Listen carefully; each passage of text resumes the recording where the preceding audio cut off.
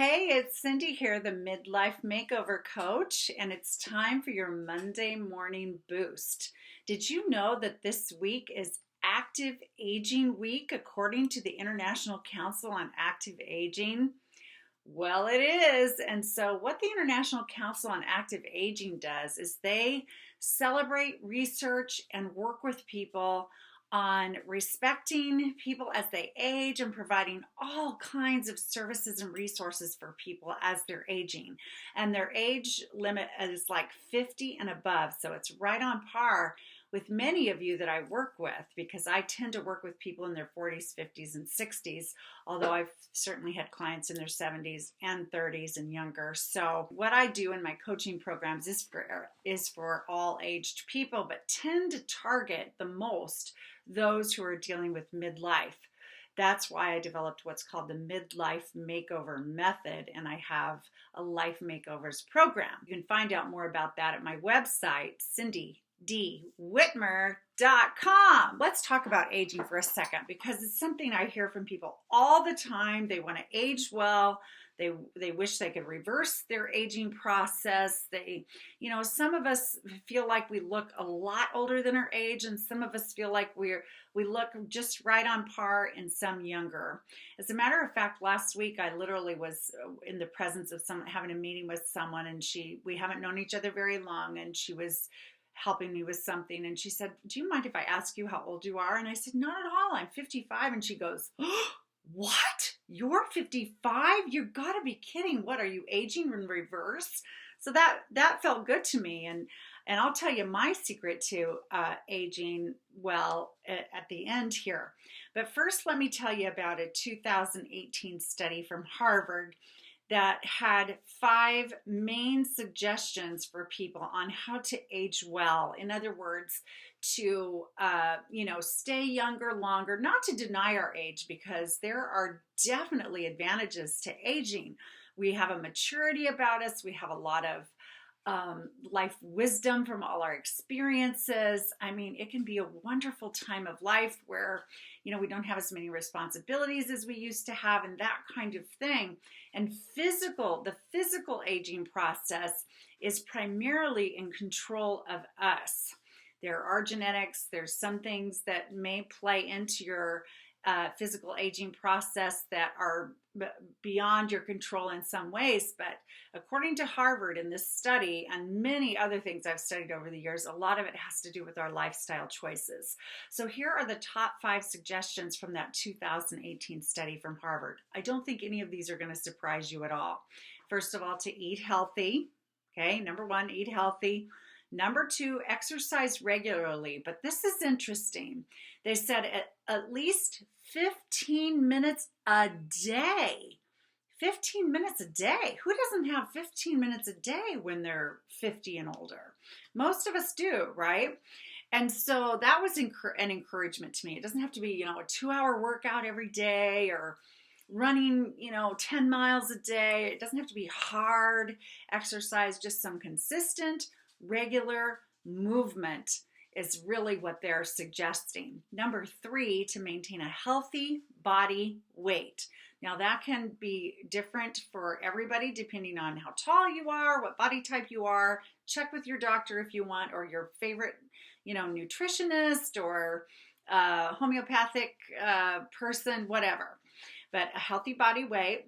Number 4, no excessive drinking. They said no excessive drinking. And number 5, no smoking. Those were the top 5 suggestions from the 2018 study at Harvard about aging well. Some other tips that I thought were really interesting, and maybe you've heard these before too, but let's just review, is to take really good care of your teeth. Really good care of your teeth, brushing at least twice a day, flossing, regular care with a dentist, et cetera, because what happens in the mouth is a model for what could be happening all through the body. And there's actually some association with our teeth care, with dementia, with heart disease, with all kinds of things that you wouldn't think had anything to do with clean, well taken care of teeth or gums or whatever. So learn more about that if you're not sure. And then they talked about sleep, of course. And sleep is such a thing that eludes so many people, right? And some people need 9 hours, and some people need 6, and some people blah blah blah blah. But what their research says is best. There's like a sweet spot. So you want at least 7 hours a night, they say, but no more than 10 on average a night. So they say more than 10 can actually be detrimental to health, and less than 7 on a regular basis can be detrimental to health. So the sweet spot is 7 to 10 hours a night, according to Harvard. I'm just relaying information here because this is not an area of my personal expertise. So less than 7 or more than 10 on a consistent basis is not as healthy. So keep it between 7 and 10, they say. So that's a wide range, really. That's a 3-hour wide range. Like I tend to need 7. I get 7 regularly and I feel good. 7 or 8, I feel good on a regular basis. So that's me. Someone else might need a lot more. So, but my anti-aging secret, people do ask me all the time, how are you aging so well? And, what do you think helps? And all that. And honestly, from an emotional, mental standpoint, that part of taking care, because I believe the mind and body and soul, spirit are all connected. So how we feel, if we feel good, our body's going to feel better. If we feel bad emotionally or mentally, our bodies are going to struggle more, is my belief system. And so one of the biggest way, honestly, that I strive to live healthy is to be happy. And that might sound really like rainbows and unicorns, but it's true. I really make a conscious effort every day to feel good, to find joy, to do things that bring me delight and happiness.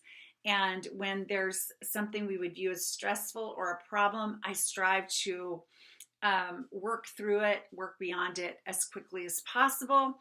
I don't hold grudges. I don't, I really work through my more difficult emotions. I attempt to forgive myself and others quickly. I have a spiritual part of me that keeps me grounded and calm as much as possible. I spend time in nature, and I have relationships that feel really, really good. I attempt to surround myself with people most of the time that I feel are really healthy, positive people that encourage me and uplift me. So all of those things really lead to a wonderful life of happiness for me. And I believe that's part of why so far, besides the physical things I do, I get enough rest. I exercise 4 or 5 times a week. I eat reasonably healthy, but I like dessert too. And I do not smoke and I do not drink and so forth. So that's my take on aging. And I guess I would like to challenge you during Active Aging Week, this very week, to do something active every day that is supporting your healthy aging process. And let me know what you do for sure. Just let me know what you're doing. So we can encourage each other. And if you want some coaching around it, let me know as well. I hope you have a wonderful week, and I'll talk to you again soon. Bye-bye.